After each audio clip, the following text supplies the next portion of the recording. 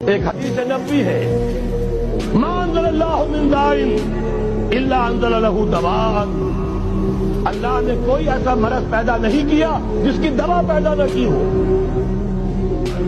اسرائیل 1948 میں قائم ہو رہا ہے، پاکستان 1947 میں وجود میں آیا۔ 1 سال پہلے جیسے ماں کی چھاتی میں اللہ دودھ پہلے پیدا کر دیتا ہے، بچے کی ولادت بعد میں ہوتی ہے، یہ قانون قدرت۔ اسی طریقے سے توڑ اس کا جب حقیقت اسرائیل کا توڑ ہے جو پاکستان کی شکل میں وجود میں آیا۔ کہ چاہے سارے عرب ملک اسرائیل کو تسلیم کر لیں، پاکستان کبھی نہ کرے، اس لیے کہ پاکستان اسرائیل کے توڑ کے طور پر وجود میں آیا۔